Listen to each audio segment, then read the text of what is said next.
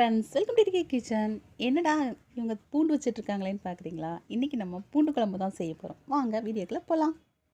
இந்த வீடியோவை பார்க்குறதுக்கு முன்னாடி நீங்கள் இன்னும் எங்கள் சேனலை சப்ஸ்கிரைப் பண்ணலைன்னா சப்ஸ்கிரைப் பண்ணுங்கள். பக்கத்தில் உள்ள பெல் ஐக்கானை கிளிக் பண்ணி ஆளுங்கிற ஆப்ஷனையும் ப்ரெஸ் பண்ணிக்கோங்க. அப்போ தான் நாங்கள் போகிற எல்லா வீடியோவும் நீங்கள் கண்டினியூஸாக பார்க்க முடியும். அடுப்பு ஆட் பண்ணி சட்டி வச்சுருக்கேன். சட்டி காஞ்சிருச்சு. நல்லெண்ணெய் ஊற்றிக்கலாம். பூண்டு குழம்பு நல்லெண்ணெய் தான் செய்யணும். கொஞ்சம் ஜாஸ்தியாக தான் இருக்குது எண்ணெய் ஊற்றணும். ஒரு ஸ்பூன் கடுகு போட்டுருக்கேன். வெங்காயம் கருவேப்பிலை போட்டுக்கிட்டேன். வெங்காயம் வந்து ஒரு பெரிய வெங்காயம் 3 வெங்காயம் நான் வெட்டியிருக்கேன். சின்ன குட்டி சாம்பார் வெங்காயம் இருந்தால் அதுவும் நான் போடலாம். எங்கிட்ட இல்லாதனால நான் பெரிய வெங்காயம் போட்டிருக்கேன்.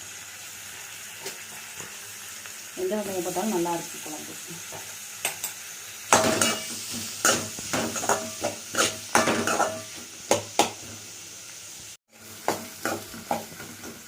வெங்காயத்தை நல்லா வதக்கிக்கணும். நல்லா வதக்குறதுல தான் டேஸ்ட்டே இருக்குது. நல்லாவே வதங்கிருச்சு வெங்காயம்லாம். இந்த மாதிரி ஸ்டேஜில் நம்ம தக்காளியை சேர்க்கணும். பெரிய தக்காளி 2 தக்காளி எடுத்துருக்கேன்.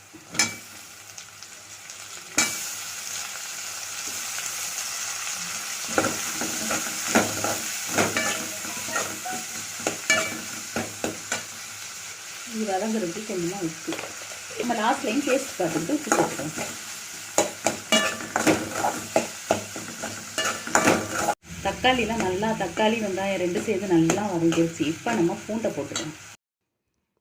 நம்ம செய்கிற குழம்புல ஹீரோவே பூண்டு தான். 3 பூண்டு, முழு பூண்டு 3 பூண்டு எடுத்து உரிச்சு வச்சுருக்கேன்.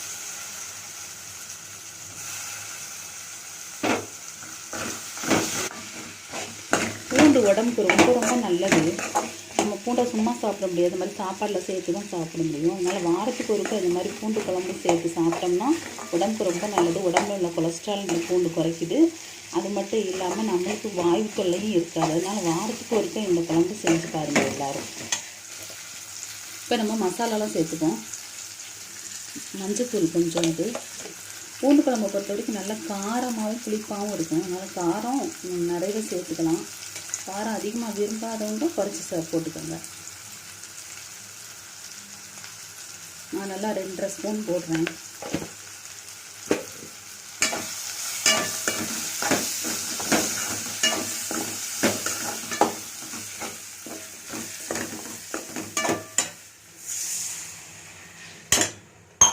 மசாலாலாம் ஒன்றா சேர்றது கொஞ்சமாக தண்ணி சேர்த்துருக்கேன்.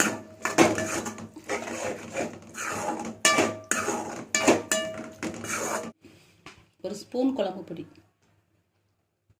இந்த மசாலா நான் வீட்டில் அரைச்சி வச்சுருக்கேன். மசாலா இதுதான் வந்து காரக்குழம்பு, புளிக்குழம்பு அரைச்சி வச்சுருக்கேன். இது எல்லாமே வந்து நான் எதுக்கு போட்டுக்குவேன்னா சாம்பாருக்கு போட்டுப்பேன், காரக்குழம்புக்கு போட்டுப்பேன், மீன் குழம்பு, அந்த மாதிரி எல்லா குழம்புக்கும் சேர்த்துக்கிறது. உங்களுக்கு மசாலா வேணுன்னா கமெண்ட் பாக்ஸில் சொன்னீங்கன்னா நான் அது கூட வீடியோ போடுறேன். இந்த மசாலாவுக்கு பதிலாக உங்ககிட்ட தனியா பொடி இருந்தாலும் அதையும் நீங்கள் போட்டுக்கலாம். அதுவும் நல்லா சூப்பரான டேஸ்ட்டை தான் கொடுக்கும். இந்த மசாலா லைட்டாக கொதித்ததும் நம்ம இதுக்கப்புறம் புளியவும் சேர்த்துக்கலாம்.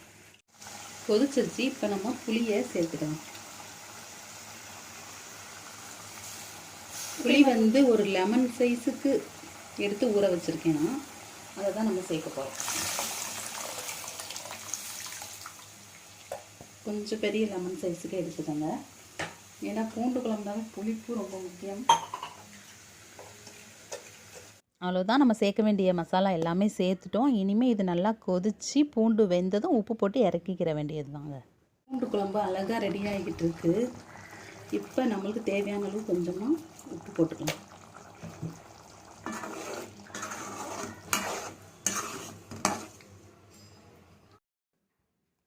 இன்னும் கொஞ்சம் கொதிக்கட்டும். எண்ணெய் மேலே தேங்கி வரும். அப்போ நம்ம ஆஃப் பண்ணிக்கலாம்.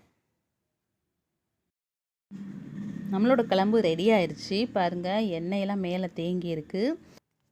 இந்த பூண்டு குழம்பு செய்கிறதும் ரொம்ப ஈஸி. அதோட டேஸ்ட்டாகவும் நல்லாயிருக்கும்.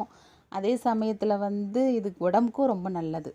இந்த பூண்டு குழம்பை நீங்கள் கண்டிப்பாக எல்லாருமே ட்ரை பண்ணி பாருங்கள். ட்ரை பண்ணி பார்த்துட்டு உங்களோட கருத்துக்களை எங்களுக்கு கமெண்ட் பாக்ஸில் சொல்லுங்கள். இந்த வீடியோ உங்களுக்கு பிடிச்சிருச்சுன்னா லைக் பண்ணுங்கள், ஷேர் பண்ணுங்கள்.